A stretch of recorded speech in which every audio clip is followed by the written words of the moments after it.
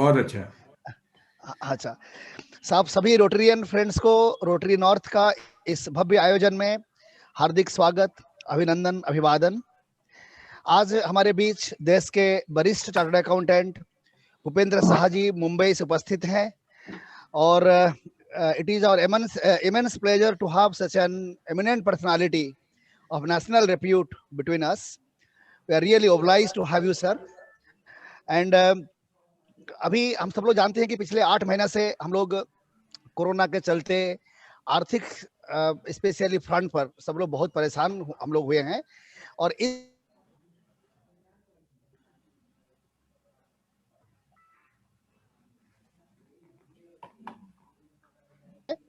हम सभी के लिए बहुत महत्वपूर्ण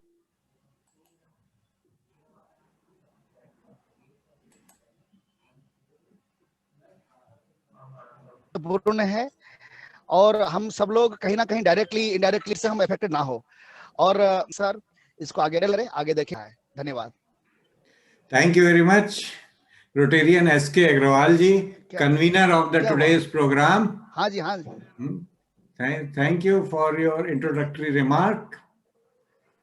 फ्रेंड्स, आज का ये कार्यक्रम Rotary club Varanasi north, Rotary club Varanasi central, Rotary club Varanasi Vrinda, Rotary club Varanasi south, Rotary club Varanasi sunrise, Rotary club Varanasi greater, Rotary club Kashi, Rotary club Varanasi east, Rotary club Varanasi Ganga, Rotary club Varanasi Shiv Ganga, Rotary club elite और the small industries association and Ramnagar industrial association ने मिलकर एक साथ संयुक्त रूप से आयोजित किया है। आप सभी का आज के इस बजट पे परिचर्चा के कार्यक्रम में बहुत बहुत स्वागत और अभिनंदन है।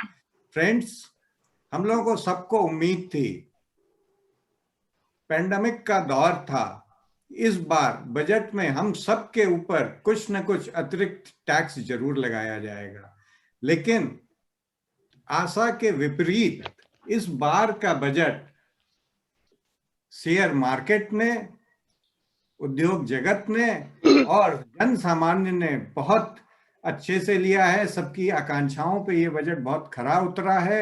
शेयर मार्केट इंडेक्स अपने ऑल टाइम हाई तक पहुंची है और कोई विशेष रूप से टैक्स नहीं लगाया गया है, लेकिन जैसा दिखता है वैसा है नहीं। इसके अंदर ये जाने पर इसके जो कर के इस फील्ड के विशेषज्ञ हैं वो जानते हैं, छोटी छोटी चीजों में ऐसा ऐसा चेंज लेके आए हैं जिससे हम लोगों के जन सामान्य व्यापारी वर्ग को कहीं ना कहीं बहुत प्रभावित करेगा इसके प्रोविजंस।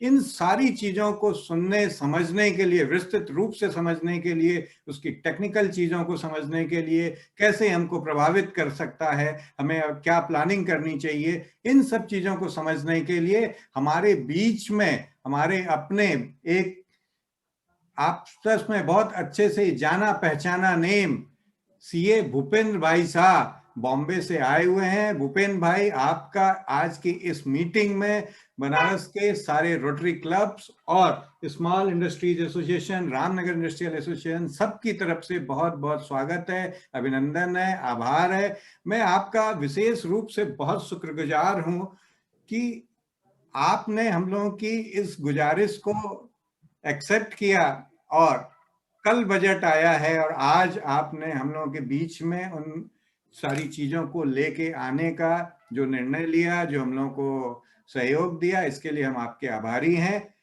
फ्रेंड्स, भूपेंद्र भाई विशेष करके चार्टर्ड अकाउंटेंट फ्रेटर्निटी को या एडवोकेट या प्रोफेशनल टैक्स प्रैक्टिस में इन्वॉल्व प्रोफेशनल फ्रेटर्निटी को एड्रेस करते हैं। उससे बहुत सारे लोग लाभान्वित होते हैं उसके थ्रू। आज ये हर्ष का विषय है कि हम लोगों के बीच में आप आए हैं और हम लोगों को सारी चीजें अपने समझाएंगे। Thank you very much Bhupendra bhai, from the core of our heart. Bhupendra bhai के बारे में एक बात मैं विशेष रूप से बताना चाहता हूं कि आप इनकम टैक्स अपील और इनकम टैक्स अपीलेट ट्रिब्यूनल की मेनली प्रैक्टिस करते हैं। कॉम्प्लायंस प्रैक्टिस में, ऑडिट और इन कॉम्प्लायंस प्रैक्टिस में भूपेंद्र भाई नहीं है। डिस्प्यूटेड केसेस, बड़े केसेस, इनको डील करने की आपको एक्सपर्टीज है, और पूरे भारतवर्ष में इनकम टैक्स अपीलेट ट्रिब्यूनल के सिलसिले में आपका आना जाना होता है। और सीए फ्रेटर्निटी के अलावा आयकर विभाग के अधिकारी और इनकम टैक्स ट्रिब्यूनल के मेंबर्स भी आपको उसी तरह से इज्जत देते हैं जैसे कि प्रोफेशनल्स देते हैं। भूपेन भाई, आपका स्वागत। और मैं चाहता हूं कि बिना किसी फॉर्मेलिटी के हम लोग सब कोई आपके समय का ज्यादा से ज्यादा उपयोग करें और आपको और सिर्फ आपको ही हम लोग सुने। आदरणीय श्री भूपेन भाई Shah. Thank you very much for the kind words and welcome to all the participants. So many participants have joined from all Indian cities. Some of them are not known to you but known to me. चलिए आज की webinar शुरू करते हैं देवी सरस्वती का आशीर्वाद लेके, क्योंकि वही हमें को ज्ञान दे सकती है। क्योंकि सब्जेक्ट लक्ष्मी का है, लेकिन सिस्टर उसकी सरस्वती जो है उसके ब्लेसिंग से बिना कुछ हो नहीं सकता है। वक्रतुंड महाकाय सूर्यकोटि समप्रभ निर्विघ्नं कुरु मे देव सर्वकार्येषु सर्वदा। फाइनेंस बिल 2021 मैं खुद आपके सामने हूं। मेनली डायरेक्ट टैक्स रिलेटेड जो भी प्रोविजंस है उसकी विस्तृत चर्चा हम करेंगे। मुझे बताया गया है कि काफी इसमें नॉन सीए भी है, बिजनेस कम्युनिटी भी है, वेरियस कॉम्बिनेशंस परमिनेशंस आर देयर। तो वो हिसाब से एकदम सीए लेवल का, हाई लेवल का वेबिनार नहीं रखेंगे और सरल भाषा में उसको हम डिस्कस करेंगे। अभी ये बही खाता तो खत्म हो गया, डिजिटल इंडिया, तो बजट भी डिजिटल था, उन्होंने ऐप भी बनाया और उसके ऊपर रिलीज कर दिया। पुष्पम पुष्पम विचिन्वित मूल छेदम न कार्येत मालाकार इवारामेन यथांगारक कारक महाभारत उद्योग। शास्त्रों में लिखा है कि राजा को टैक्स कैसे वसूल करना चाहिए। जैसे मधुमक्खी फूल पुष्प में से मधु चूस लेती है, ऐसा करना चाहिए कि फ्लावर को मालूम भी नहीं पड़े, लेकिन फ्लावर को तोड़ने की जरूरत नहीं है। तो ये बजट में एक्चुअली ऐसा ही हुआ है। लोगों ने कैसी कैसी अफवाहें फैला के रखी थी, वेल्थ टैक्स आएगा, एस्टेट ड्यूटी आएगी, कोविड टैक्स आएगा, इनहेरिटेंस टैक्स आएगा, ये आएगा वो आएगा, कुछ नहीं। तो आपको आश्चर्य होगा कि ये इतना बड़ा बजट कोई भी बिना नया टैक्स लिए हुए इतनी बड़ी पेंडेमिक और कोविड-19 की इफेक्ट को कैसे सॉल्व करेगा, और सोर्स क्या है। एक्सपेंस तो हम लोग देख रहे हैं, यहां किया, वहां किया, यहां किया, वहां किया, कितनी स्कीम लगाई, तो उसका सोर्स क्या है वो मैं आखिर में बताऊंगा। चलिए आगे चलते हैं। सबसे पहले आपको इनकम टैक्स में जो रिटर्न भरने के लिए होता है, वो रिटर्न के अंदर ही आप लोगों को बड़ी दिक्कत रहती है, क्योंकि रिटर्न्स काफी कॉम्प्लिकेटेड हो गए हैं। सबसे पहले ये जानना जरूरी है कि रिटर्न्स में कोई चेंज नहीं हुआ है, कोई स्लैब रेट में चेंज नहीं हुआ है। जो फाइनेंशियल ईयर 1920 में था वो ही 2021 में है। लेकिन एक चीज याद रखिएगा, इंडिविजुअल और एचयूएफ, उनको दो ऑप्शन है कि कौन सा रेट पसंद करना, जो लास्ट बजट में आ चुका था, ये बजट में भी कायम रखा गया है। दूसरी अच्छी बात यह है कि अभी आपके रिटर्न भर के आएंगे प्री फिल्ड। जैसे आपने शेयर बेचा और लिया तो कैपिटल गेन्स की डिटेल ऑटोमेटिक उसमें भर के आएगी।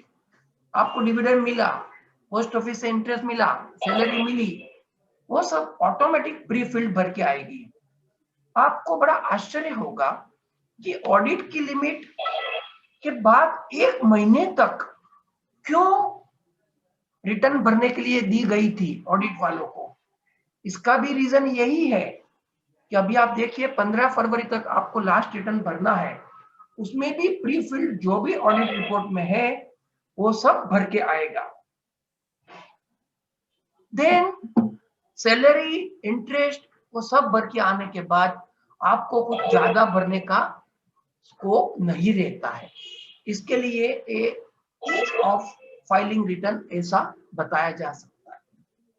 देखिए, सबसे पहले तो ये देखिए, सीनियर सिटीजन की तीसरी डेफिनेशन है।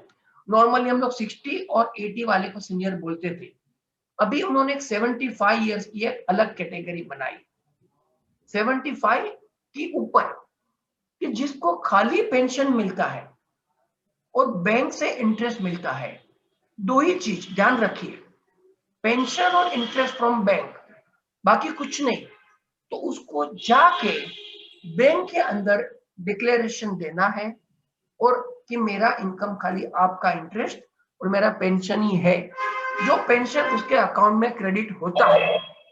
तो इस पेंशन और इंटरेस्ट को लेके खुद ही बैंक रिटर्न भर देगी आपका। रिटर्न भरने से आपको एग्जम्पशन नहीं है, बैंक खुद भर देगी। लेकिन इसके अंदर एक गुगली है। क्या गुगली है? समझो आपको पोस्ट ऑफिस से इंटरेस्ट आया, दूसरी बैंक से इंटरेस्ट आया, उसके बारे में कोई क्लेरिफिकेशन नहीं है, लेकिन फिर भी मैं मानता हूं कि पेंशन और खाली बैंक इंटरेस्ट पर जीने वाले काफी पेंशनर है, तो उनको बड़ी रिलीफ मिलने की होप्स है। चलिए, अभी due date for filing of return, ये भी एक बड़ा तगड़ा सवाल है। एक्सटेंशन एक्सटेंशन एक्सटेंशन हमेशा रहता है। तो जिन लोग ट्रांसफर प्राइसिंग में है उनको अभी 30 नवंबर और पार्टनर को 31 अक्टूबर था, तो वो गलत था कि फर्म और पार्टनर का दोनों का एक ही होना चाहिए। तो अभी दोनों का डेट 30 नवंबर तक कर दिया है। तो दिस इज सिंप्लीफिकेशन फॉर जो जिनको ट्रांसफर प्राइसिंग वाले हैं उनके लिए। चलिए, इसके बाद एक अलग सा प्रोविजन हम डिस्कस करेंगे। आपको मालूम है कि आपको स्क्रूटिनी की नोटिस नहीं आई, तो उनके पास रीओपन करने का एक बड़ा शस्त्र है। उसके लिए 147 और 148 की नोटिस इश्यू की जाती है। अभी प्रोविजन क्या है कि यदि असेसिंग ऑफिसर को रीजन टू बिलीव है कि आपकी इनकम छुपाई गई है, तो वो 148 इश्यू कर सकता था। और जिनका स्क्रूटिनी में असेसमेंट हो चुका है उसके लिए 148 की दूसरी तरीका और दूसरा प्रोविजंस था। अभी इसके सामने हम लोग देखते हैं अभी बजट में क्या प्रोविजन आ गया। बजट में तो ये प्रोविजन आ गया कि भाई एओ को अभी रीजन टू बिलीव रिकॉर्ड करने का जरूरत नहीं है। तो 148 की काफी नोटिस जो पहले चैलेंज होती थी टेक्निकली, वो अभी टेक्निकल चैलेंज खत्म हो गई। उसके पास यदि इंफॉर्मेशन है कि आपकी इनकम छिपाई गई है, तो आपको केस रीओपन करके हाथ में नोटिस मिल जाएगी। तो ये बड़ा सीरियस इश्यू है, क्योंकि रीओपन करना मतलब आपको दूसरी बार स्क्रूटिनी के लिए तैयार होना पड़ेगा। ये एक विषय है। इंफॉर्मेशन क्या है वो अब हम आगे की स्लाइड में देखते हैं। चलिए, उसके पहले ये भी जानना जरूरी है, नॉर्मल केस में क्या था कि जहां स्क्रूटिनी हो गई तो 4 इयर्स तक रीओपन करने का अलग प्रोविजन था। 1 लाख रुपया तक जो इनकम छिपाई गई तो उसके लिए 6 साल का लिमिट था। जिसमें सर्च है उसमें 10 साल का लिमिट था, और जिसमें फॉरेन एसेट पाया गया उसमें 16 ईयर का लिमिट था। तो अभी इन्होंने इसको रेशनलाइज कर दिया, रीओपन करने के लिए 3 साल कर दिया। लेकिन उसके लिए कंडीशन है कि आपकी छिपाई गई इनकम 50 लाख से नीचे होनी चाहिए, तभी ही आपको 3 साल का रीओपनिंग का बेनिफिट मिलेगा। मतलब ये अच्छी चीज है। अभी आपको मालूम है 2-2, 5-5, 10-10 लाख के लिए 6-6, 10-10 साल तक रीओपनिंग होती थी। हमें याद है जब भी हम सीए हुए 82 में, तभी 16 ईयर रीओपनिंग था। वो घट के 10 साल, 8 साल, 6 साल, और अभी ये 3 साल तक आ गया, 50 लाख तक। लेकिन देखिए, इसका मतलब ऐसा नहीं है कि बाकी लोग को छोड़ देंगे। इन्होंने साथ में एक कंडीशन डाल दिया कि 50 लाख के ऊपर वाले जितने भी लोग हैं, जिनकी आय छिपाई गई है, उनके लिए 10 साल कर दिया। तो उसका मतलब क्या हुआ कि बिना रेट डाले आपका 10 साल तक रीओपन हो सकता है। पहले क्या था, 6 साल से ऊपर रीओपन करना है तो उनको रेड करके बाद में 10 साल तक कर सकते हैं। अभी किसी भी आदमी का रीओपन करना है, 50 लाख के ऊपर आय छिपाई गई है, तो 10 लाख तक, 10 साल तक रीओपन करने का अभी प्रपोजल है। अभी आप पूछेंगे ऐसा क्यों किया? क्योंकि एक कोविड का साल जो था, 21 मार्च 2020 के अंदर जो लॉकडाउन डिक्लेयर हुआ कोरोना के कारण, तो उन्होंने क्या किया, कई लोगों की 148 छूट गई थी। Bogus long term capital gain, share capital, share premium, bogus donation, काफी चीजें छूट गई थी जो 7, 8, 9, 10 सालों में छिपी हुई है। तो उनको कवर करने के लिए बिना रेट डाले 10 साल तक रीओपन करने के लिए सेक्शन 149 इंट्रोड्यूस कर रहे हैं। तो देखिए, इसमें थोड़ा ठंडा, थोड़ा गरम, थोड़ा नरम, थोड़ा गरम, दोनों प्रोविजन है। 50 लाख तक 3 साल अच्छी बात है, लेकिन 50 लाख के ऊपर 10 साल तो ये सीरियस हो गया, हैंगिंग स्वॉर्ड हो गया। काफी लोगों ने 7 साल के बाद का रिकॉर्ड फेंक भी दिया होगा। अभी उनको 10 साल तक नोटिस आएंगी तो कहां से ढूंढेंगे? ये तो बड़ा $1,000,000 क्वेश्चन है, मैं और आप समझ सकते हैं। चलिए आगे चलते हैं। तो जिनके वहां छापा, धाड़, रेड, जिसको टेक्निकली सर्च बोलते हैं, सर्च होता है, तो अभी तक क्या था उनका? सर्च असेसमेंट होता था, ब्लॉक। पहले 158 बीडी था, बीसी था, उसके बाद 153 एबीसी हो गया। अभी इसके बाद उन्होंने क्या किया, जिनकी सर्च 31 मार्च 21 के पहले होगी उनको जूना प्रोविजन लगेगा 153 एबीसी। जिनका उसके बाद होगा उनको वो नया प्रोविजन लगेगा। तो 153 एबीसी में क्या था, 6 साल का ब्लॉक असेसमेंट होता था और करंट ईयर का 143 में होता था। लेकिन अभी वो सब खत्म हो गया। आपको मालूम है, काफी लोग अपने को रेड स्पेशलिस्ट बोलते थे, वो सब अभी एक झटके में इसमें समाप्त हो गए, क्योंकि 147 और 148 की नोटिस इश्यू करेंगे। पहले हम लोग क्या बोलते थे, continental warehousing, there is no incriminating material found. ऐसा अलग अलग टेक्निकल रीजन लेके हम लोग टेक्निकल रीजन पे ही उड़ा देते थे। हजारों करोड़ का एडिशन हुआ था, वो उड़ गया। लेकिन 147 और 148 में वो जरूरत है ही नहीं, वो हम आगे देखते हैं। तो ये सर्च असेसमेंट में बड़ी महत्वपूर्ण तब्दीली हुई है, तो इसको अवश्य लक्ष्य में रखें। चलिए, अभी एक नया प्रोविजन इंट्रोड्यूस किया, सेक्शन 148A। पहले क्या था, उसको रीजन रिकॉर्ड करना, ये करना, वो करना बहुत था, उसको ही चैलेंज कर करके आधे रीओपनिंग तो वहां ही खत्म हो जाते थे। तो अभी उन्होंने क्या किया, 148A सेक्शन इंट्रोड्यूस कर दिया। तो उसके अंदर क्या है, prior approval of specified authority, section 151 के अंदर लेना है, और उसको जो भी इंक्वायरी करना है, और इसमें असेसी को अपॉर्चुनिटी देना है कि भाई ये हमारा प्रपोजल है, और उसका रिप्लाई कंसीडर करेंगे जो दिया तो, नहीं दिया तो नहीं करेंगे। उसके बाद पास करेंगे ऑर्डर कि भाई ये रीओपनिंग के लायक है कि नहीं। उसके बाद 140 ऑर्डर 147 चालू होगा। तो देखिए एक बड़ा अहम इश्यू हो गया।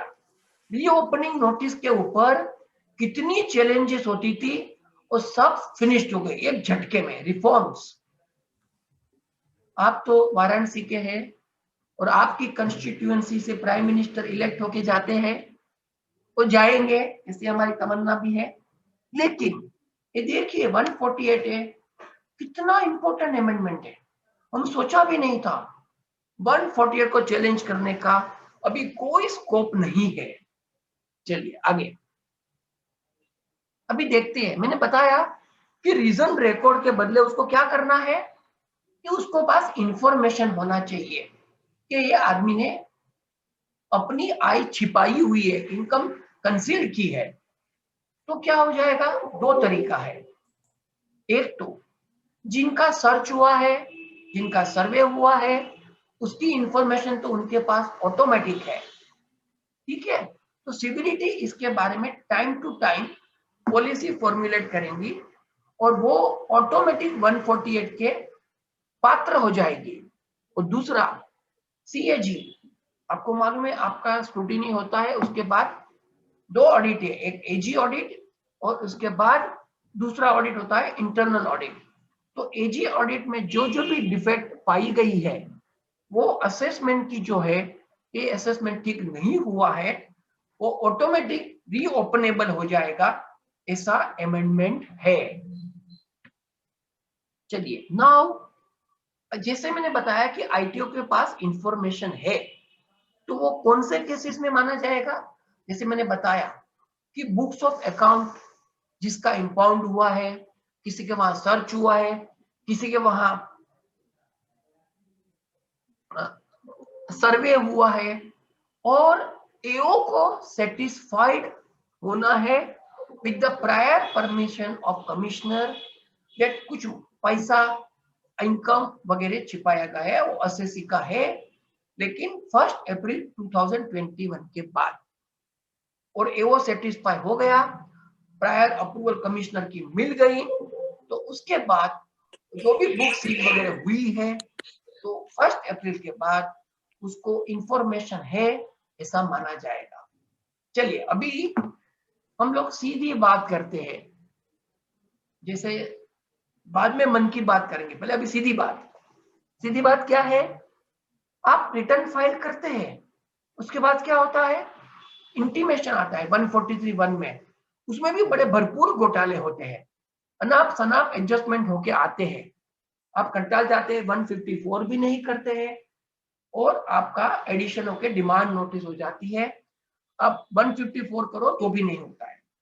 तो अभी एक बड़ा सीरियस अमेंडमेंट प्रपोजल है कि आपके ऑडिटर ने ऑडिट रिपोर्ट में लिख दिया कि आपने प्रोविडेंट फंड ईएसआईसी रिटर्न भरने के पहले भर दिया है, लेकिन वो रिस्पेक्टिव एक्ट की डेट के बाद भरा है, तो ऑटोमेटिक एडजस्टमेंट सीपीसी वाले कर लेंगे। तो ये बड़ा सीरियस इश्यू है। आपका देखिए मिसमैच है इनपुट टैक्स क्रेडिट में जीएसटी के साथ, आपका टर्नओवर मिसमैच है, जो भी कुछ है ये सीधा सीधा 143(1) में एडजस्टमेंट हो जाएगा। चलिए अभी नेक्स्ट, आपके स्क्रूटिनी के ऑर्डर अभी तो आपको मालूम है 12 मंथ्स में हो जाना चाहिए असेसमेंट होने के बाद, तो वो समय अभी घटा के 9 महीना कर दिया, विद इन 9 मंथ्स। ये अच्छी बात है, क्योंकि जितना ज्यादा समय एओ को मिलता है इतनी ज्यादा छानबीन होती है, जितना समय कम मिलता है इतनी छानबीन कम होती है। लेकिन उसमें एक चीज और भी है कि समय कम होने पर कभी अनाप शनाप आयकर में जोड़ भी होती है, एडिशन भी होता है। तो 9 months from the end of the assessment year होना है। दूसरा एक अच्छा प्रोविजन आया है कि आपको स्क्रूटिनी की नोटिस नॉर्मली सितंबर तक मिल जाती है, बरोबर ना, वो उन्होंने घटाकर 3 महीने में कर दी। मतलब आपको अभी तक जून तक मिल जाएगी 3 महीने के अंदर, बरोबर है। ये अच्छी बात है दोनों ही, कि 9 मंथ में असेसमेंट और 3 मंथ्स में स्क्रूटिनी नोटिस उनको छोड़ना है। चलिए अभी आगे चलते हैं। 143(1) जैसे मैंने बताया, उसका उनको जो प्रोसेस करना है, पहले तो मालूम है आपको 2-2, 3-3 साल तक 143(1) करते ही नहीं थे। तो क्या हो जाता था कि अभी प्रोविजन क्या है कि 1 साल के बाद, फाइनेंशियल ईयर के बाद 1 साल के बाद वो 143(1) इनिशिएट नहीं कर सकते हैं। तो अभी उन्होंने उसका भी घटा के 9 मंथ्स कर दिया है। तो ये भी बहुत अच्छी बात है। आपने जो भी फाइनेंशियल ईयर में रिटर्न दर्ज किया है, उसके एंड के बाद 9 मंथ्स में 143(1) आपको मिल ही जाएगा। अभी आपने देखा होगा जिन्होंने 2021 का रिटर्न भरा है असेसमेंट ईयर का, काफी लोगों को रिफंड भी मिल चुका है, बैंक में जमा भी हो गया है। चलिए अभी आगे देखते हैं। यदि आपका रिटर्न मिस्टेक हो गई, कुछ डिफेक्ट हो गई, तो पहले क्या था, आपको डिफेक्ट और डिलेड रिटर्न, रिवाइज रिटर्न के लिए टाइम नहीं था। तो उन्होंने क्या कर दिया है, 3 months from the end of the relevant assessment year or completion of the assessment year, whichever is earlier, ये उन्होंने डिलेड और बिलेटेड रिटर्न के लिए कर दिया है। अभी फॉर एग्जांपल असेसमेंट ईयर 2021-22 जो है अभी आने वाला है, तो बिलेटेड रिटर्न के लिए आपको दिसंबर तक ही टाइम दिया है। सोचिए, आप तो अभी ऑडिट करके बिना एक्सटेंशन सितंबर तक खत्म करेंगे और दिसंबर तक दर्ज करना है, और एक्सटेंशन का नारा लगा तो नवंबर अक्टूबर ही चला और दिसंबर तो खत्म हो गया। आंख खोल दी, उजाला चला गया, आंख बंद कर दी, अंधेरा छा गया। तो अभी आपको अंधेरा और उजाला में बहुत ही ध्यान रखना है। रिवाइज रिटर्न के लिए भी दिसंबर 21 है। रिपीट करता हूं, ये ध्यान रखिए, 9 महीने का टाइम सिर्फ मिला है। तो ये चूक गए तो गया। जो सोवत है वो खोवत है, जागत है वो पावत है, बरोबर ना। चलती चक्की देख कर देख कबीरा रोए, दो पाटन के बीच में साबुत बचा ना कोई। जो भी मिस्टेक करेंगे, कोई भी सिस्टम पकड़ लेगी, सिस्टम नहीं छोड़ेगी किसको भी। चलिए आगे चलते हैं।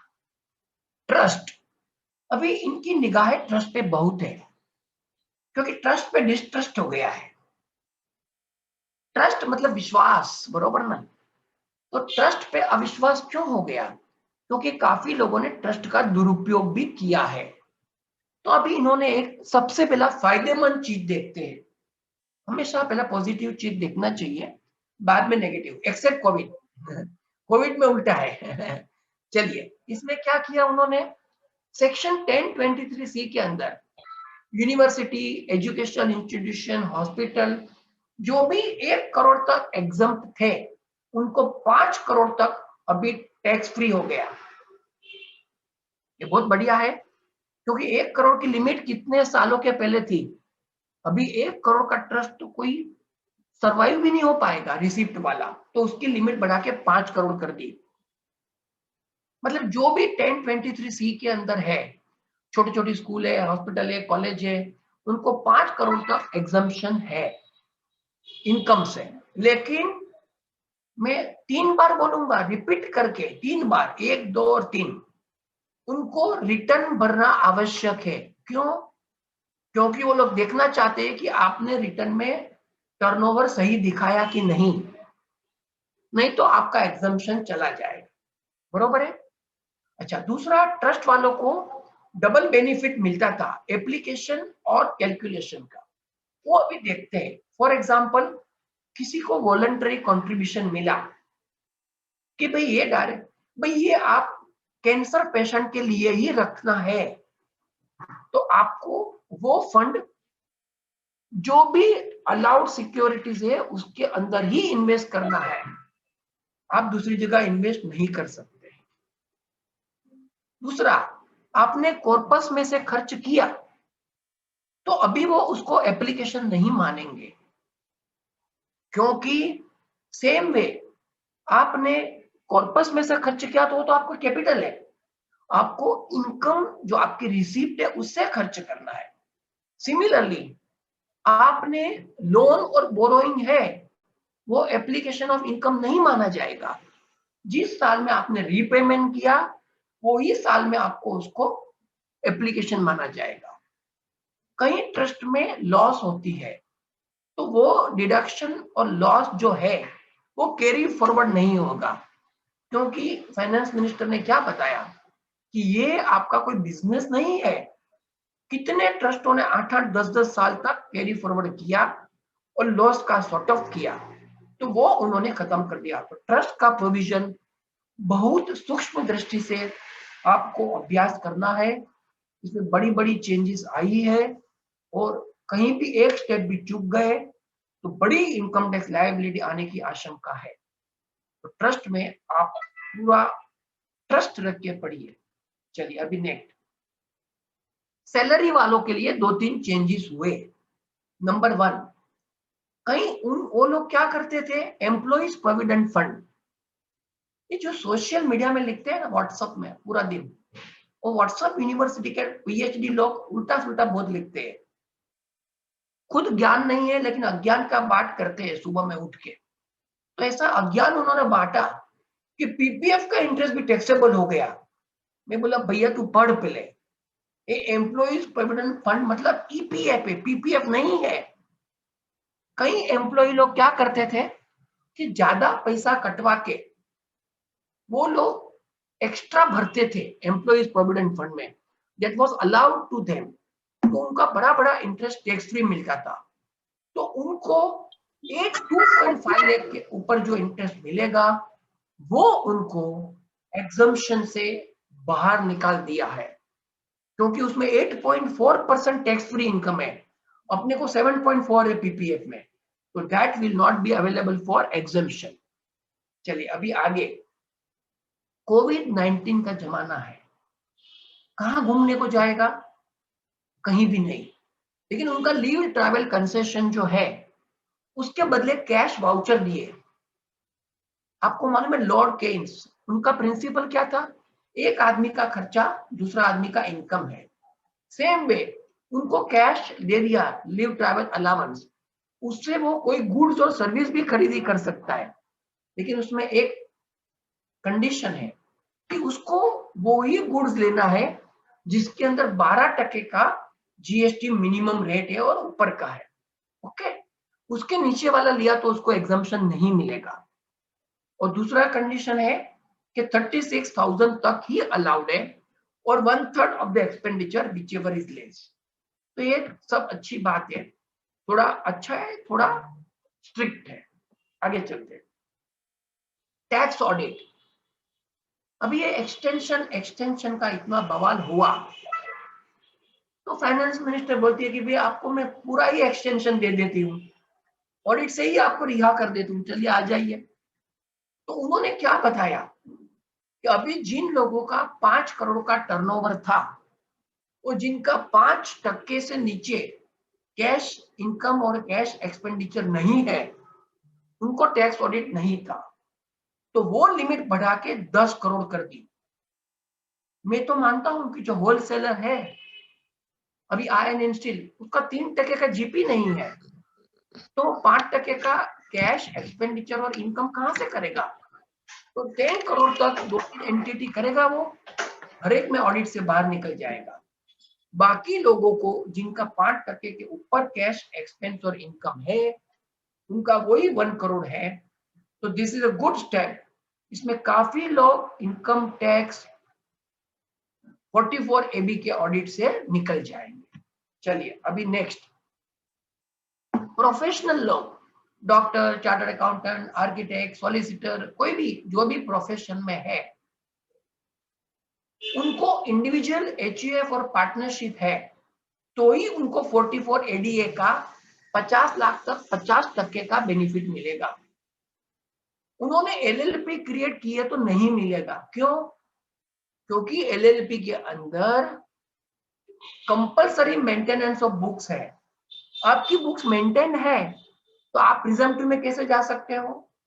आपकी लायबिलिटी लिमिटेड है तो आप प्रिजम्पटिव में कैसे जा सकते हो? नहीं जा सकते। तो 44 ADA का प्रोविजन इंडिविजुअल HUF और पार्टनरशिप को ही है, LLP को नहीं है। चलिए, टैक्स ऑन डिविडेंड। अभी advance tax liability on dividend तभी होगी जब भी आपको डिक्लेरेशन और पेमेंट होगा, तभी, उसके पहले नहीं। जो फॉरेन इन्वेस्टर है उनको डबल टैक्सेशन का लोअर रेट ऑफ बेनिफिट मिलेगा। जो बिजनेस ट्रस्ट है REIT INVT, उनको डिविडेंड पेमेंट से TDS से एग्जम्पशन दिया है। और जो भी सॉवरेन वेल्थ फंड्स है उनको भी रिलैक्सेशन दिया है डिविडेंड और कैपिटल गेन में। चलिए, अभी हम लोग आगे चलते हैं एडवांस टैक्स की तरफ। जो लोग ठीक से एडवांस टैक्स नहीं भरते हैं उनको इंटरेस्ट ऑफ 1% शॉर्टफॉल के ऊपर भरना है। अभी देखिए, for example capital gain, dividend excluding dim dividend, winning from lottery, profit and gains for business and profession, ये सब एक्सक्लूजन छोड़ के जिनका भी शॉर्टफॉल है उनको 1% इंटरेस्ट लगेगा। चलिए, अभी एक बड़ा सीरियस अमेंडमेंट आया है यूलिप में। यूलिप मतलब यूनिट लिंक इंश्योरेंस पॉलिसी। लोगों ने बड़ा बड़ा पैसा लगाया उसके अंदर क्योंकि इसमें रिटर्न्स काफी थे। तो अभी उन्होंने क्या कर दिया कि अपर लिमिट लगा दी। जिन्होंने प्रीमियम 2.5 लाख से ज्यादा लगाया है पर एनम, तो अभी क्या था, उनका एग्जिस्टिंग 10% जो था वो सम एश्योर्ड वो छोड़ के 2.5 लाख की अपर लिमिट लगा दी। तो उसको 1010D का एग्जम्पशन खत्म हो गया, मतलब वो टैक्सेबल हो गया क्योंकि उसमें बड़ा बड़ा प्रॉफिट था। उसमें गवर्नमेंट को काफी टैक्स मिलेगा। तो ULIP is a very serious amendment. Maturity of ULIP will be taxable under the head capital gains where premium exceeds 2.5 lakh. उसका फाइनल कैलकुलेशन आपके CA लोग आपको करके दिखाएंगे। आगे बढ़ते हैं। Surplus received by a partner, yes, according to me budget का 2 डेंजरस अमेंडमेंट में एक ये है, अभी दूसरा आने वाला है। लोग क्या करते थे, कोई पार्टनरशिप फर्म है, उसमें समझो 5 लाख की लैंड है, उसकी वैल्यू अभी 5 करोड़ हो गई, तो क्या करते हैं, उसको रिवैल्यूएशन करके पार्टनर को क्रेडिट करके सबको पैसा बांट देते थे और कोई टैक्स होता नहीं था। तो अभी उन्होंने एक नया प्रोविजन इंट्रोड्यूस किया 45(4)A, profit arising from revaluation taxable हो गया कैपिटल गेन के अंदर। तो ये बड़ा सीरियस है, अरबों खरबों का इसके अंदर टैक्स इवेजन था, गवर्नमेंट को मालूम था। तो माहौल कंस्ट्रक्शन का जो जजमेंट था वो उन्होंने ओवर रूल कर दिया है। सादिया शेख वगैरह बहुत जजमेंट है, सब ओवर रूल हो गए। तो this was the biggest tool of tax planning, अभी ये सब समाप्त हो गया। चलिए आगे चलते हैं। कोविड-19 में एक रिलीफ पैकेज में फाइनेंस मिनिस्टर ने रिलीफ दी थी। क्या रिलीफ दी थी?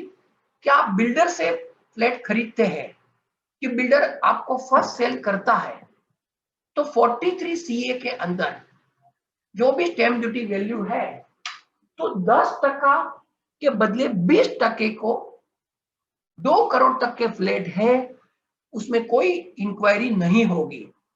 तो इसमें काफी फ्लैट बिल्डरों के बिक गए।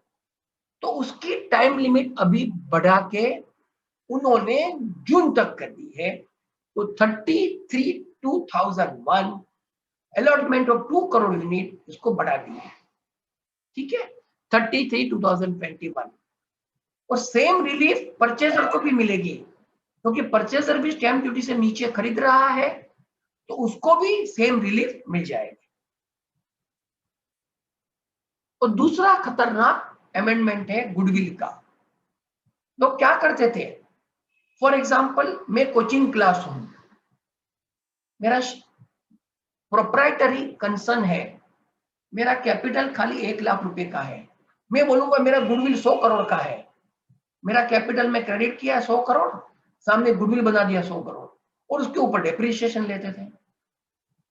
तो गुडविल के और उसको डेप्रिसिएशन 32 सेक्शन में लेके प्रॉफिट खत्म कर देते थे। तो नाउ दिस इज गॉन, उसको ब्लॉक ऑफ एसेट में से भी निकाल दिया, ये इंटेंजिबल एसेट भी नहीं है और गुडविल बिजनेस और प्रोफेशन में है ही नहीं, और डेप्रिसिएशन को भी उसको समाप्त कर दिया। तो no depreciation on goodwill. Smith करके सुप्रीम कोर्ट का जजमेंट था, सो जजमेंट था स्मिथ का, उसको ओवररूल कर दिया। सो दैट मीन्स अभी एक दो में कंपैरिजन करता हूं, ये 45(4)A जो था दैट क्लियरली प्रूव्स कि अमेंडमेंट के पहले वो टैक्स फ्री था, वो नक्की है, क्योंकि ये रिट्रोस्पेक्टिव अभी तक तो नहीं है। चलिए नेक्स्ट, गुडविल डेप्रिसिएशन भी फिनिश कर दिया। अभी चलते आगे, जो गुडविल आप सेल करेंगे उसके ऊपर भी अमेंडमेंट आ गया। कॉस्ट ऑफ एक्विजिशन जो भी आपका है, आपने परचेज किया तो परचेज, और आपका दूसरी तरीके से आया तो अगले वाले का ओनर का, और अदर केसेस में नील। तो मतलब सेल्फ जनरेटेड गुडविल का नील वैल्यू हो गया, और उसको sale minus cost of acquisition करके उसको कैपिटल गेन में टैक्स लगाया जाएगा। चलिए नेक्स्ट, ये भी एक सीरियस अमेंडमेंट है। यदि आपका एम्प्लॉय का कंट्रीब्यूशन ऑफ प्रोविडेंट फंड उनके एक्ट के अंदर आपने टाइम से नहीं भरा तो 43B में वो डिसअलाउ हो जाता था। लेकिन वेरियस जजमेंट थे, गाडगे पाटिल वगैरह वगैरह, बॉम्बे हाई कोर्ट, काफी जजमेंट ऑल ओवर इंडिया थे, तो उसके अंतरित अलाउ होता था। अभी वो सब जजमेंट को रिवर्स कर दिया कि आपने एम्प्लॉय का कंट्रीब्यूशन प्रोविडेंट फंड का यदि आपने टाइम से नहीं भरा, टाइम से मतलब प्रोविडेंट फंड एक्ट में जो लिमिट है उसके अंदर नहीं भरा, तो वो आपको कोई भी हालत में अलाउ नहीं होगा। चलिए अभी आगे चलते हैं। स्लम सेल, ये शायद आपको कम काम आएगा, लेकिन फिर भी बता देता हूं। कोई पूरा का पूरा अपना यूनिट बेच देता है दूसरे को। अभी फॉर एग्जांपल बड़ी कंपनी है, उसमें 2-3 है, स्पिनिंग यूनिट है, घी का यूनिट है, होटल है, तो मैंने होटल बेच दी किसी को स्लम सेल में एसेट लायबिलिटी के साथ। तो उसमें कई तरीके से लोगों ने टैक्स प्लानिंग करके स्लम सेल और स्लम एक्सचेंज करके बेनिफिट्स लिए थे। लेकिन अभी उन्होंने बोला कि transfer in any manner, monetary की नॉन मॉनिटरी, दोनों को कवर कर दिया। तो ये नॉन मॉनिटरी कंसिडरेशन भी कवर हो गया। चलिए अभी आगे चलते हैं। भारत बिजली का जजमेंट था, उन्होंने स्लम सेल और स्लम एक्सचेंज की भी डिफरेंस लिया था। ये सब जजमेंट ओवररूल हो गए। ये सीए लोगों को ज्यादा काम के है, फिर भी आप एक नजर डाल सकते हैं। इतने जजमेंट को रिवर्स करने का रीजन कि अभी स्लम सेल में वो फिट नहीं होगा, तो उनको वन टाइम एग्जम्पशन जो है वो कैलकुलेशन का बेनिफिट नहीं मिलेगा। चलिए अभी बड़ी मजे की बात है, hawala transaction, share capital, share premium, bogus purchase, bogus sale, तरह के बोगस डोनेशन काफी है। अभी जीएसटी में फेक इनवॉइस आए हैं, शाम ट्रांजैक्शन से, शाम मतलब नकली हो गए, तो उसके ऊपर पेनल्टी तो है ही। आपने बुक्स में गलत एंट्री की कि आपने कोई एंट्री ओमिट की तो 100% पेनल्टी तो है ही है ही। वो तो लास्ट बजट में आ गया था। लेकिन अभी एक नया उन्होंने अमेंडमेंट लाया कि जो भी ये हवाला में पकड़ा गया है उनको प्रोविजन, उनका जो एसेट है उसको असेसमेंट के टाइम पे ही अटैच कर देंगे, क्योंकि वो बेच के भाग नहीं जावे। अभी आपने पढ़ा होगा कितने हवाला डीलर मजे से कोर्ट में बोलते थे हम तो हवाला का काम करते हैं, मेरा खाली 15 पैसे का कमीशन था। तो अभी उनकी सबकी प्रॉपर्टी अटैच असेसमेंट के टाइम पे ही कर देंगे। अभी आपने पढ़ा होगा कल परसों ही एक कोई बहुत बड़ा हवाला डीलर का अरेस्ट हुआ है, 300 करोड़ का हवाला पकड़ा है। यही नहीं, एक सीए को भी अरेस्ट किया है, 3000 करोड़ का हवाला का बिल काटा है उसने, 540 करोड़ का जीएसटी का छुपाया है उसने, बोगस बिल। तो उनके पर्सनल एसेट भी अटैच अभी हो सकते हैं। चलिए अभी नेक्स्ट, बड़ी अच्छी बात अभी देखते हैं। देखिए अच्छी पूरी सब बात इसमें है। अभी आपका 50 लाख के नीचे का कोई डिस्प्यूट चल रहा है इनकम टैक्स के अंदर, तो उन्होंने डिस्प्यूट रेजोल्यूशन कमेटी बना दी। तो वो फेसलेस होगी, ऑनलाइन होगी। जो जिनकी भी इनकम 50 लाख के नीचे है और उनका डिस्प्यूट 10 लाख के नीचे है, तो उनको स्मॉल लिटिगेशन को डिस्प्यूट रेजोल्यूशन कमेटी अच्छी तरह से उनको सोल्व करके फेसलेस सॉल्यूशन देके उधर ही समाप्त कर देंगे। चलिए अभी आगे, आईटीएटी, आप तो वाराणसी में है, आपके प्राइम मिनिस्टर की बदौलत आप लोगों को बनारस में आईटीएटी की बेंच मिली। आपको तो मालूम है ना, पहले आपको इलाहाबाद जाना पड़ता था, अभी वाराणसी की टूरिंग बेंच मिली है आपको जी। तो आईटीएटी को अभी फेसलेस कर दिया। मतलब उधर भी आपको सबमिशन ऑनलाइन करना है और कोई बड़े बड़े केस में ही वर्चुअल हियरिंग होगा, बाकी कोई नहीं होगा, इलेक्ट्रॉनिक हियरिंग ही होगा। तो इसमें क्या है भाई, मैं बनारस में बैठा हूं तो भी बॉम्बे का हियरिंग कर सकता हूं, बॉम्बे में बैठा हूं तो भी बनारस का हियरिंग करवा सकता हूं। तो ये आईटीएटी का 31/3/2023 से इफेक्ट है, 2 साल का टाइम दिया है, क्योंकि उसके लिए बड़ा सेटअप बनाना पड़ेगा। 31 मार्च 2023 से इफेक्टिव होगा। तो अभी मेरे को बॉम्बे पोस्टिंग चाहिए, दिल्ली पोस्टिंग चाहिए, सब समाप्त हो गया। आपको मालूम है जब मोदी जी ने फेसलेस का सितंबर 2020 में भाषण दिया था, उन्होंने 2 लाइन यूज की थी, अभी 60 गांठ बंद, मतलब कोई फिक्सिंग नहीं हो सकता है। और दूसरा, ट्रांसफर का प्रीमियम खत्म, वो भी उन्होंने बताया था। ये 2 आईटीएटी के होने के बाद पूरा समाप्त हो गया। तो धन्यवाद आप लोगों को है जिन्होंने प्राइम मिनिस्टर को भेजा, और इतने रिफॉर्म्स जोर से आ रहे हैं और निरंतर आ रहे हैं। चलिए इसके साथ छोटी बात, मन की बात बताता हूं मैं। जिनको आईटीएटी फेसलेस होने से डर लग रहा है, उनके लिए उन्होंने एक चॉकलेट भी दिया है। विवाद से विश्वास स्कीम जो 31 जनवरी को खत्म हो गई थी, बिना मांगे उन्होंने एक्सटेंड कर दिया, किसी ने भी मांग नहीं की थी। ऑटोमेटिक एक्सटेंशन, जैसे पायलट लोग फ्लाइट चलाते हैं ना ऑटो पायलट मोड, ऐसा ऑटो पायलट मोड में एक्सटेंशन ले दिया। क्यों? काफी लोग फेसलेस आईटीएटी के डर से विवाद से विश्वास में अचूक जाएंगे।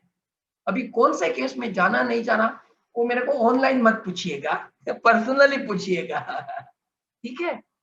अभी तक उनको 85,000 करोड़ का कलेक्शन हो चुका है, विच इज क्रेडिटेबल। चलिए एक नया अमेंडमेंट कर दिया उन्होंने, जो जो cases income tax settlement commission में थे, तो काफी लोगों ने दिल्ली हाई कोर्ट के अंदर उन्होंने रिट पिटिशन लगाई थी। तो रिट पिटिशन को अभी खारिज करना पड़ेगा, क्योंकि वो लोग विवाद से विश्वास में एलिजिबल नहीं है, ऐसा अमेंडमेंट कर दिया। न रात गई और बात गई, न रहेगा बांस न बजेगी बांसुरी। चलिए आगे चलते हैं। सेटलमेंट कमीशन, समझौता आयोग, वांचू कमेटी के रिकमेंडेशन पे सेटलमेंट कमीशन की स्थापना हुई थी। तो एक झटके में कल से, यस्टरडे से, 1 फरवरी से 2021 से income tax settlement commission is discontinued, abolished. जिनके भी केसेस उधर पेंडिंग है, उनको ऑप्शन दिया है कि या तो आप विड्रॉ कर सकते हैं, नहीं तो आप, नया बोर्ड बनने वाला है सेटलमेंट बोर्ड दिल्ली में, उधर जाइए। सेटलमेंट कमीशन में काफी समझौता हुआ था, तो वो सब समझौता अभी असंभव हो गया है।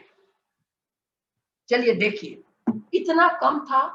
लास्ट टाइम टीसीएस आया था 206C1H वगैरह, तो उसका एक छोटा भाई नया स्वरूप में प्रकट हुआ है, क्योंकि वामन और विराट दोनों साथ में ही विराजमान होते हैं।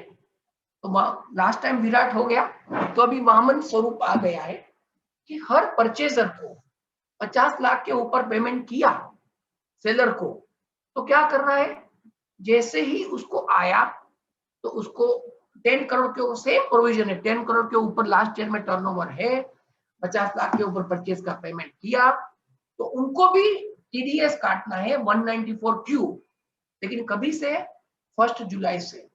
तो गवर्नमेंट को तो ये मंथली एडवांस टैक्स मिलने लगा, परचेज पे भी मिला, सेल्स पे भी मिला। तो हमारे तो समझ में ही कौन नहीं आवे, ये काय कर दियो, ये तो जीएसटी को प्रोविजन इनकम टैक्स में ऐड है। सरप्राइजिंग। अभी आप सोचिए, बड़ी मजे की बात, विजुअलाइज करिए। सतीश जी, अपना टाइम ओवर हो गया है कि है? सर अभी है टाइम, बिल्कुल है ना? हाँ, क्योंकि अभी थोड़ी स्लाइड्स बाकी है। We can continue for 30 minutes. Okay okay, I will continue for 20 minutes. Okay, ठीक है। चलिए, तो आप सोचिए, जीएसटी में टर्नओवर एक है, इसमें पेमेंट और रिसीव बेसिस पे है। आपका टीडीएस और टीसीएस कभी भी टैली नहीं होएगा इनकम टैक्स टर्नओवर से। और चौथा, जो कैश बेसिस में है, उनका तो अलग ही सिस्टम है। और पांचवा, आईसीडीएस में तो अलग ही है। और छठा, कंपनी में अक्रूवल सिस्टम है। विष्णु सहस्त्र नाम, एक आदमी और 6 टर्नओवर, 12 हाथ की तुरी, 13 हाथ का बीज, देखी सुनी न बात। चलिए, तो ये भी प्रोविजन है, लेकिन है 1 जुलाई से। चलिए आगे चलते हैं। ये भी बड़ा भयंकर प्रोविजन है। टीडीएस, सामने वाला ने रिटर्न नहीं भरा है, तो मेरे को डबल रेट से काटना है, 5% व्हिचएवर इज हायर। ठीक है, मैं काटने को तैयार हूं, लेकिन सामने वाला ने रिटर्न नहीं भरा, वो मेरे को कैसे मालूम पड़ेगा? तो मैं क्या हर एक आदमी को पूछूंगा, भैया तेरे एक्नॉलेजमेंट दिखा? तो ये I think all association must whole heartedly protest. क्या लिखा है कि टाइम लिमिट उसकी ओरिजिनल रिटर्न की खत्म हो गई, तो उसने नहीं भरा, मेरे को कैसे मालूम पड़ेगा? मेरे को क्या त्रिकाल ज्ञान हो जाएगा? क्या मैं भगवान हूं? सामने वाला तो देगा ही नहीं, तो मैं करूं क्या? तो ये बड़ा हार्श है। इसके बारे में मेरी सिंसियर राय है कि हर एक एसोसिएशन को प्रोटेस्ट करना चाहिए। चलिए, उसमें 50,000 की लिमिट वगैरह सब जो है वो तो ठीक है, आप पढ़ लेंगे। तो इसके लिए शायद कोई विंडो ओपन कर रहे हैं कि वी कैन चेक कि इनका रिटर्न फाइल हुआ है कि नहीं। अच्छी बात है, करेंगे तो अच्छी बात है, लेकिन वही एसोसिएशन उधर जाएगा, भाई प्राइवेसी इज ब्रीच्ड सीधा। इधर इंडिया में तो कोई भी चीज में डबल एजेड स्वॉर्ड है, हाँ बोले तो हाथ कटे, ना बोले तो नाक कटे, सीधी बात है। तो टीसीएस में भी ऐसा ही है, डबल टैक्स का प्रोविजन कर दिया है, उसमें भी वही है, सामने वाला रिटर्न नहीं भरा, डबल रेट से काटना है। चलिए, अब ये आप लोगों को शायद कम काम में आएगा, फिर भी नजर डाल लेते हैं। ई कॉमर्स ऑपरेटर के ऊपर जो इक्वलाइजेशन लेवी है, उसमें उन्होंने अमेंडमेंट कर दिया कि रॉयल्टी और टेक्निकल फीस जो है वो भी उसमें इंक्लूड करके उन्होंने इसको विस्तृत कर दिया है। चलिए, अभी मैट के प्रोविजन उन्होंने रेशनलाइज कर दिया है। तो उन्होंने क्या किया कि इसके लिए एडवांस रूलिंग सब खत्म कर दिया है। चलिए, एडवांस रूलिंग मतलब कोई भी फॉरेन कंपनी पहले पूछती थी कि हमारा टैक्सेबल है कि नहीं बताइए, तो वो खत्म कर दिया, उसका अभी बोर्ड बना दिया दिल्ली में। तो एडवांस रूलिंग का अथॉरिटी जो है बोर्ड बना दिया दिल्ली में। चलिए, अभी नेक्स्ट आईडीएस, ये बहुत अच्छा प्रोविजन मेरे को लगा, काफी केसेस है। नंबर 1, आपको मालूम है सितंबर 2016 में आईडीएस स्कीम आई थी, कहीं उसमें 60% टैक्स वगैरह जो भी था, लोगों ने नहीं भरा, तो नतीजा क्या आया? नवंबर 8, 2016 में विमुद्रीकरण, डिमोनेटाइजेशन आ गया। तो कई लोगों का आईडीएस रिजेक्ट हो गया था। रिजेक्ट होने पर उनका टैक्स उधर फंस गया था। कई लोगों ने ज्यादा भी भर दिया था, सरचार्ज, पेनल्टी वगैरह, तो उनको रिफंड नहीं मिल रहा था। तो अभी गवर्नमेंट ने बोल दिया आप हाई कोर्ट से सब पिटीशन खत्म कर दो। जून 1, 16 से उनको अमेंडमेंट कर दिया कि जिनका एक्सेस पैसा मिल गया है गवर्नमेंट को, जिनका रिजेक्ट हुआ है उनको रिफंड मिलेगा, लेकिन इंटरेस्ट नहीं मिलेगा। ये भी अच्छी बात है। व्यापारी आदमी क्या सोचे, मुद्दल तो आ गयो तो अच्छो है भाई, सूद को नहीं मिले तो क्या वांधो नहीं, ठीक है ना, मुद्दल मिले तो भी वांधो नहीं। चलो, तो principal amount is recoverable, forget the interest. चलिए अभी हाउसिंग सेक्टर, हाउसिंग सेक्टर में अच्छी रिलीफ मिली है। एक नया प्रोविजन उन्होंने इंट्रोड्यूस किया है कि ATEEA एंड 1.5 लाख का एक्स्ट्रा उनको मिलेगा हाउसिंग के लिए। नाउ आपका टैक्स हॉलीडे जो है ATIBA में, उसको भी 1 साल बढ़ा दिया 31/3/22 तक, और अफोर्डेबल हाउसिंग में रेंट हाउसिंग को भी इंक्लूड कर दिया। तो मेरे हिसाब से हाउसिंग के लिए तीन प्रोविजन अच्छा है। टैक्स हॉलीडे को भी एक्सटेंड कर दिया। जो अभी तो क्या है, ओनरशिप हाउस बहुत महंगे हो गए हैं, तो रेंट पे जो देते हैं उनको भी टैक्स इंसेंटिव मिला है, और इन्वेस्टर है उसको भी 1.5 लाख का एक्स्ट्रा इंसेंटिव मिला है। मैं एक चीज बीच में बोलने का भूल गया इसके अंदर, कि जो हमारा ये परचेस था जिसके ऊपर TCS लगाया, इसमें एक दूसरा भी उनका ऑब्जेक्ट है कि नए नए बहुत एसएससी मिल जाएंगे। जो लोग क्या है टैक्स ही नहीं भरते थे, वो अभी इनके पकड़ में आ जाएंगे, ठीक है। तो हाउसिंग सेक्टर के लिए बहुत बूमिंग है। आपने देखा होगा कि इतनी बूम स्टॉक एक्सचेंज में क्यों हो गई? कोई एक रीजन बता सकता है इतनी बूम क्यों चल रही 2000 पॉइंट एक दिन में, 1 घंटे में? क्यों? क्योंकि कोई भी नया टैक्स नहीं डाला, और कोई भी कोविड टैक्स नहीं, कोविड सेस नहीं, कुछ नहीं डाला है। तो कहां से पैसा आएगा? 12 lakh crore rupees government borrowing करने वाली है। और दूसरा 9.5% ऑफ द GDP उनका डेफिसिट फाइनेंसिंग भी है। महंगाई जरूर बढ़ेगी, लेकिन ग्रोथ भी बढ़ेगा। अब देखिए ऑटोमोबाइल सेक्टर में कितनी ग्रोथ हुई है, गाड़ियों की, क्योंकि वर्क फ्रॉम होम हो गया, और जिनको ऑफिस जाना है उनको, जो अच्छे लेवल के एग्जीक्यूटिव है उनको कार चाहिए, छोटे सिटीज में तो ऐसे भी कार चाहिए। तो ये सब इंडस्ट्री है, मेडिकल, हाउसिंग, एजुकेशन, वो सब बूम होंगे। चलिए आगे, एयरक्राफ्ट लीजिंग कंपनी, जो एयरक्राफ्ट लीज करते हैं उनको भी टैक्स हॉलीडे दे दिया गया है, और ये बड़ी अच्छी बात है, क्योंकि अभी एयरलाइंस इंडस्ट्री बड़ी तकलीफ में है। क्योंकि मैंने अभी पढ़ा कि डोमेस्टिक ट्रैवल 83% डाउन था, तो अभी उनको tax holiday from capital gain मिलने पर, उनको अच्छा बेनिफिट होने पर ये इंडस्ट्री थोड़ी रिवाइव होगी। फाइनेंस मिनिस्टर का एम क्या है? रिवाइवल ऑफ इकोनॉमी, और काफी हद तक वो फुलफिल होगा। स्टार्टअप कंपनी को भी टैक्स हॉलीडे स्कीम 31 मार्च 2020 तक कर दी है। कैपिटल गेन एग्जम्पशन भी उनको स्टार्टअप को 31 मार्च 22 तक कर दिया है। गवर्नमेंट जीरो कूपन बॉन्ड निकालने वाली है। मेरे को इसमें बहुत बड़ा इंटरेस्ट है, एक बहुत बड़ा मगरमच्छ है, समझ लो। तैर गया तो अच्छी तरह तैर जाएगा। इंफ्रा डेट फंड कुछ नया आ रहा है, उसमें जीरो कूपन बॉन्ड आएगा। तो ये सॉर्ट ऑफ VDIS जैसा कुछ मेरे को लग रहा है, मेरा ओपिनियन है, कुछ मालूम नहीं है। जीरो इंटरेस्ट पे कौन देगा पैसा? कुछ तो इसके पीछे है। तो शेरलॉक होम्स पूछता है ना, elementary my friend, Watson dear, elementary. तो मेरे को भी ये एलिमेंट्री लग रहा है, कुछ तो है उसमें। जीरो कूपन बॉन्ड कौन लेगा? तो ये आएगा तो अगेन धूम मचेगी मार्केट में, पैसा ही पैसा इंफ्रा डेट में आएगा। आपने पढ़ा ना, केरला में 65,000 करोड़ बंगाल में 25,000 करोड़, 1 लाख करोड़ तो उधर ही मिल गया। तो इंफ्रा का पैसा आएगा किधर से? ये बॉन्ड जो है, कुछ दाल में काला मेरे को लग रहा है, कुछ तो इसमें से निकलेगा। देखते हैं, अच्छी बात है। चलिए, डबल टैक्सेशन रिलीफ, जो एनआरआई लोग को डबल टैक्सेशन लग रहा था because of year ending difference, वो उनको मिलेगा। तो क्योंकि वो सिंक्रोनाइज करके, उनका दिसंबर एंडिंग है, अपना मार्च है, तो वो हिसाब से उनको प्रोराटा करके मिलेगा रिलीफ।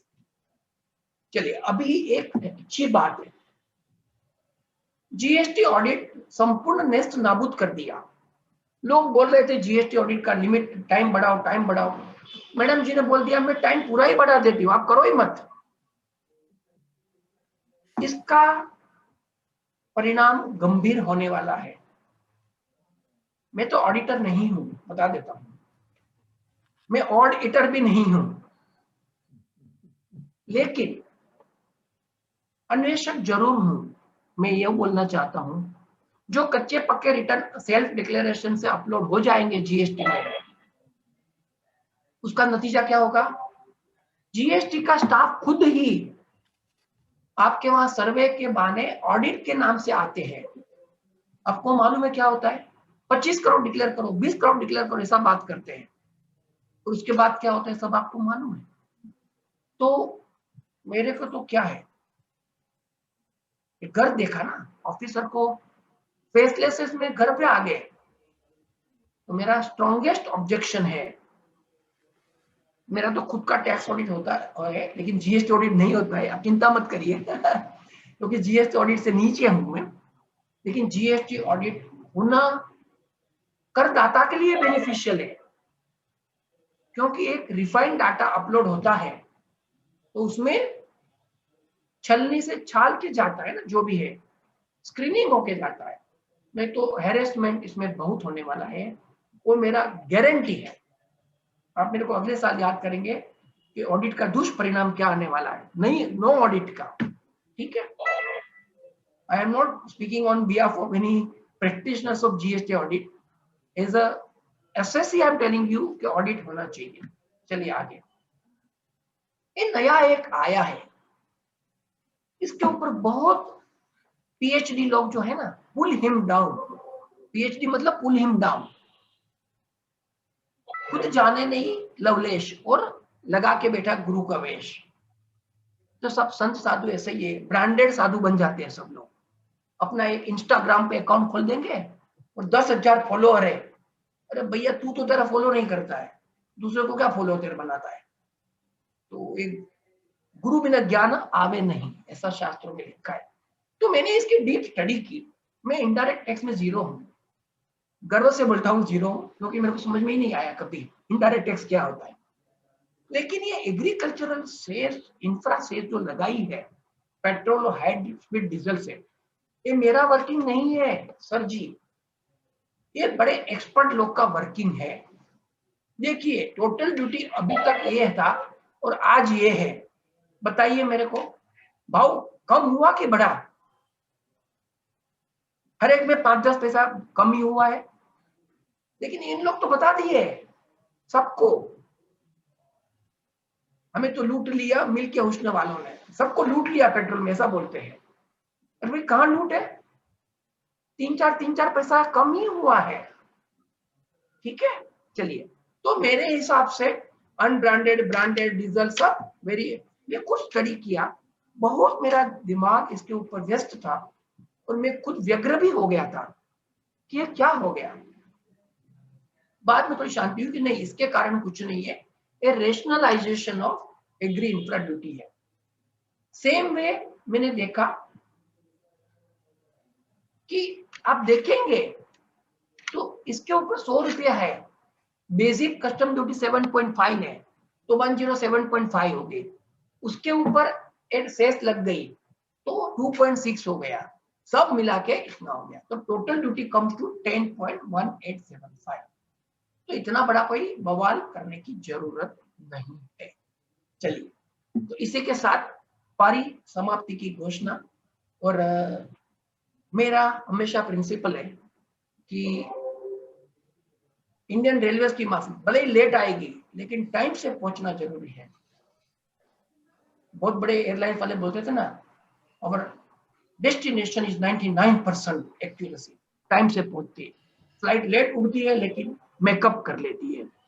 मैंने 5 मिनट लेट कर दिया लेकिन 5 मिनट मेकअप कर दिया, क्योंकि हम किसी का समय ज्यादा लेना नहीं चाहते हैं। अभी आपके क्वेश्चंस है तो कन्वीनर साहब एक एक मेरे को पूछते जाइए, और if there are no questions there are 2 meanings, या तो पूरा समझ में आ गया, ये तो पूरा बम्पर हो गया।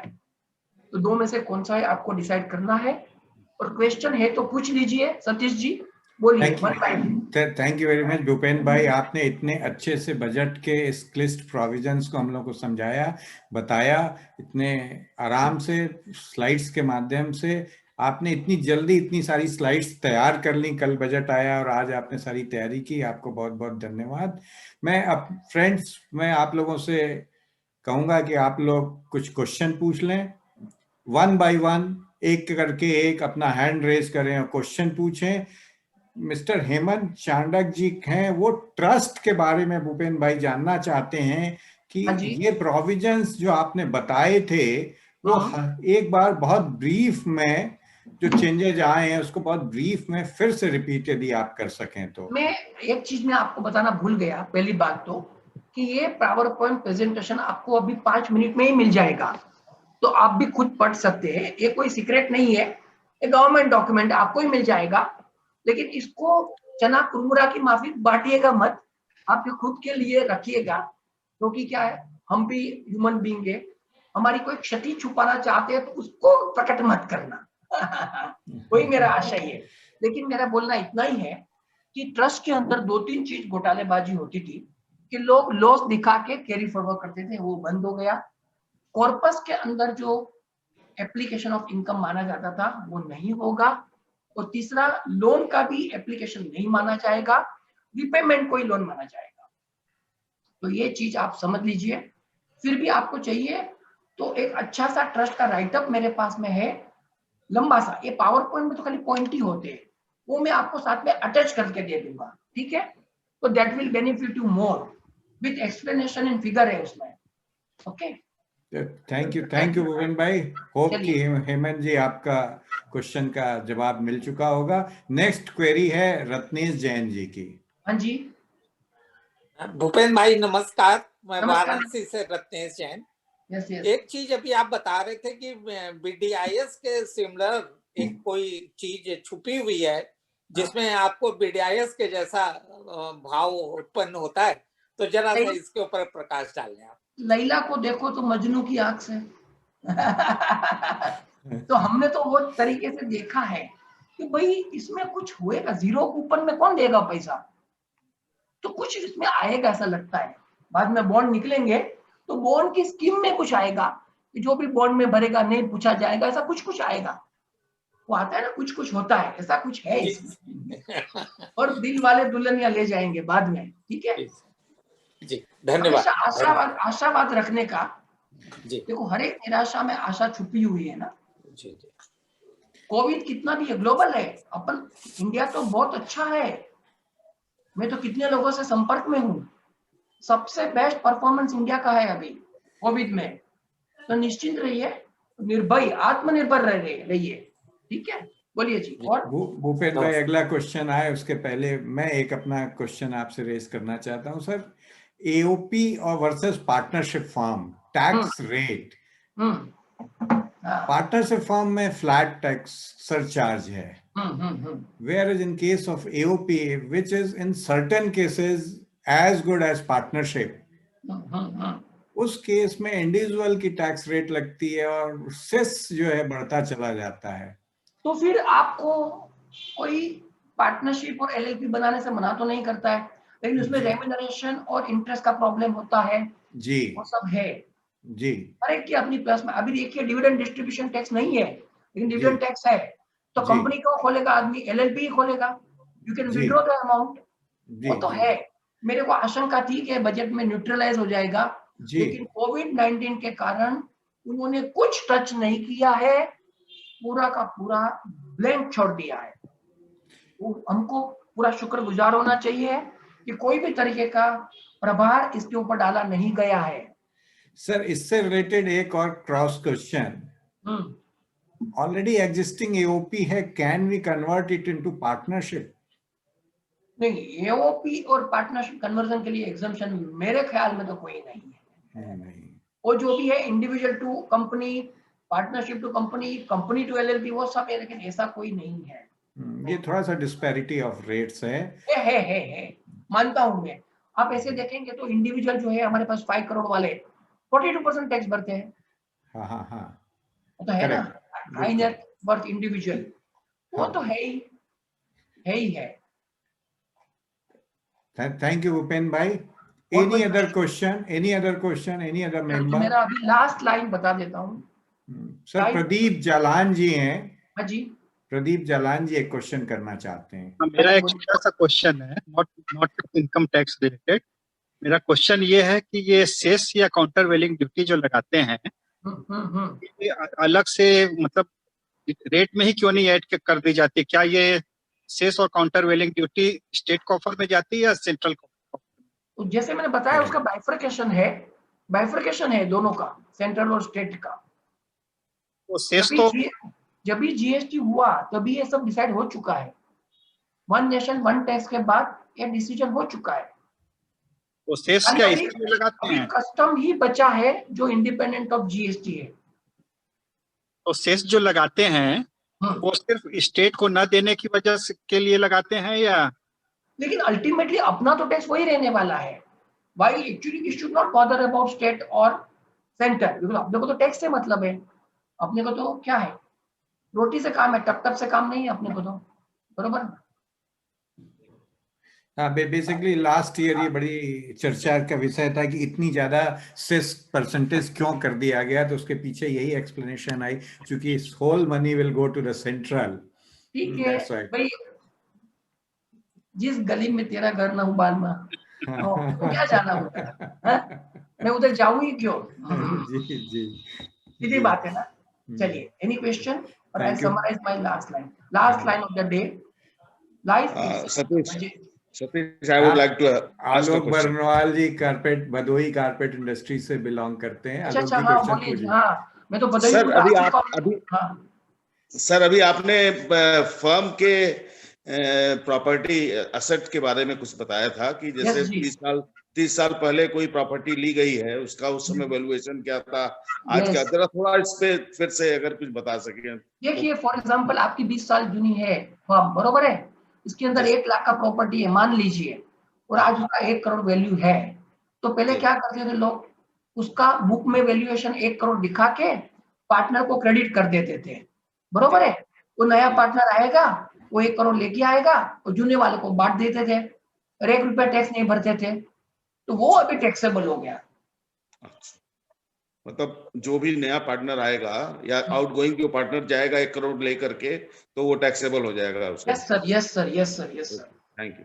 तो ये क्या है एक्चुअली, बरनवाल जी, आप सीए है? नहीं ना? नहीं, मैं बिजनेस नहीं, लेकिन क्या है, ये नॉर्मली हम लोग बजट का एक साथ में ही बना देते हैं, तो सीए लोग के लिए अलग ऐसा कुछ नहीं है, हमारे लिए सब सेम ही है। तो थोड़ा हाई लेवल का होता है क्योंकि हमारा कष्ट बचाने के लिए, लेकिन यही हम कल बोलेंगे सुबह में तो थोड़ा डीपली और फाइनर एस्पेक्ट से बोलेंगे, क्योंकि सब सीए रहते हैं ना उसमें, इसके लिए।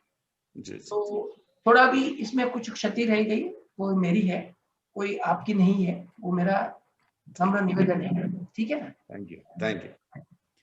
Any other question, any member, any other question? Shishir ji हैं क्या मीटिंग में? शिशिर उपाध्याय जी, सीए शिशिर उपाध्याय जी हूँ भैया। Any question Shishir ji? नहीं भैया। नमस्कार जी। हाँ, नमस्ते भैया। भूपेन भैया नमस्ते जी। थैंक यू भूपेन भाई। चलिए, last line of the day जी। Life itself is a budget. अच्छे कर्मों से जोड़िए, बुरे कर्मों को निकाल दीजिए। That is a balancing of budget. उसमें कोई डेफिसिट मत रखिएगा, क्योंकि लॉ ऑफ कर्मा इधर का इधर ही है। यही जन्म में जय है, दूसरा जन्म भी लेने का नहीं है। Thank you very much for your passionate hearing.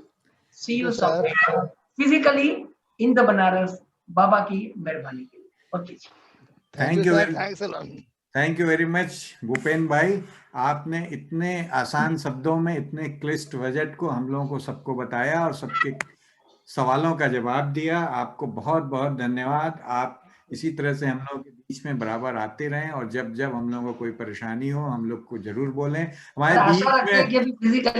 हमारे बीच में द स्मॉल इंडस्ट्रीज एसोसिएशन के प्रेसिडेंट राजेश भाटिया जी हैं, वो भी कुछ बोलना चाहते हैं। राजेश भाटिया जी प्लीज। हाँ, मैं सर से थैंक यू करना चाहूंगा, और शाह साहब को मैं पूरा नहीं सुन पाया, मेरी कनेक्टिविटी थोड़ी लेट हुई है, लेकिन मैंने जितना भी सुना वो वंडरफुल था। जितने अच्छे तरीके से और जितने सहज तरीके से इन्होंने बजट को समझा दिया, बहुत अच्छा लगा, बहुत बढ़िया लगा। और थैंक यू सतीश जी, आपको भी इतने बढ़िया आयोजन के लिए धन्यवाद सर। Thank you.